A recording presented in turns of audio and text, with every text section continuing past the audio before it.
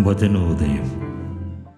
മാർക്കോസിൻ്റെ വിശുദ്ധ സുവിശേഷം 7-ാം അധ്യായം 1 മുതൽ 13 വരെയുള്ള തിരുവചനങ്ങൾ. ഫരിസയരും ജെറുസലേമിൽ നിന്ന് വന്ന ചില നിയമജ്ഞരും യേശുവിന് ചുറ്റും കൂടി.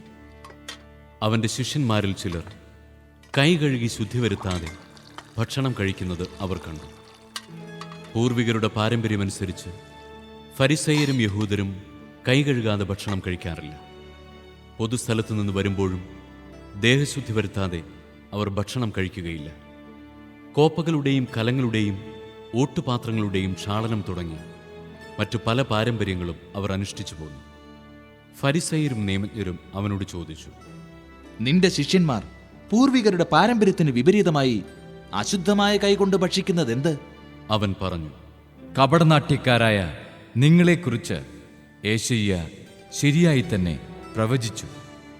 അവൻ എഴുതിയിരിക്കുന്നു, ഈ ജനം അധരങ്ങൾ കൊണ്ട് എന്നെ ബഹുമാനിക്കുന്നു, എന്നാൽ അവരുടെ ഹൃദയം എന്നിൽ നിന്ന് വളരെ ദൂരെയാണ്.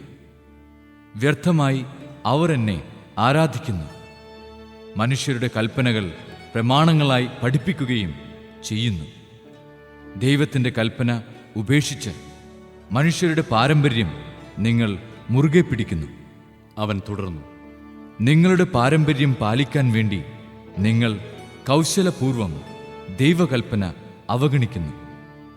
എന്തെന്നാൽ നിന്റെ പിതാവിനെയും മാതാവിനെയും ബഹുമാനിക്കുക, പിതാവിനെയോ മാതാവിനെയോ ദുഷിച്ചു പറയുന്നവൻ മരിക്കട്ടെ എന്ന് മോശ പറഞ്ഞിട്ടുണ്ട്. എന്നാൽ ഒരുവൻ തൻ്റെ പിതാവിനോടോ മാതാവിനോടോ നിങ്ങൾക്ക് എന്നിൽ നിന്ന് ലഭിക്കേണ്ടത് ഖുർബാൻ, അതായത് വഴിപാട് ആണ് എന്ന് പറഞ്ഞാൽ മതി എന്ന് നിങ്ങൾ പറയുന്നു. പിന്നെ പിതാവിനോ മാതാവിനോ വേണ്ടി യാതൊന്നും ചെയ്യാൻ നിങ്ങൾ അവനെ ഒരിക്കലും അനുവദിക്കുന്നുമില്ല.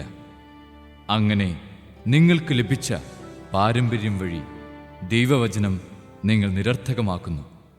ഇതുപോലെ പലതും നിങ്ങൾ ചെയ്യുന്നു. വചന വിചിന്തനം. സൈന്യങ്ങളുടെ കർത്താവേ, അങ്ങയുടെ വാസസ്ഥലം എത്ര മനോഹരം. നമ്മുടെ ആരാധനകൾ അർത്ഥശൂന്യമായി ആചാരമാകരുത്. പകരം ദൈവത്തിനർപ്പിതമായ ഒരു വലിയ സമർപ്പണമാകണം. ദൈവത്തെ പ്രസാദിപ്പിക്കുന്ന നിമിഷങ്ങളാകണം. കേവലം ശൂന്യമായ വാക്കുകളോ ആചാരങ്ങളോ കൊണ്ടല്ല, നമ്മുടെ ഹൃദയങ്ങൾ കൊണ്ടാണ് നാം ദൈവത്തെ ആത്മാർത്ഥമായി ആരാധിക്കേണ്ടത് എന്ന് യേശുക്രിസ്തു പറഞ്ഞു തരുന്നു.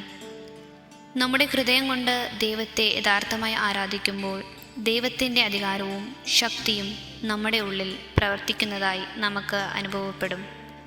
അതിനാൽ കാപട്യമോ ശൂന്യമായ ആചാരങ്ങളോ ഇല്ലാതെ ദൈവഹിതത്തിന് കീഴടങ്ങിയ ഹൃദയത്തിൽ നിന്നൊഴുകുന്ന പ്രാർത്ഥനകളാണോ ഞാൻ നൽകുന്നതെന്ന് ആത്മശോധന ചെയ്യാം.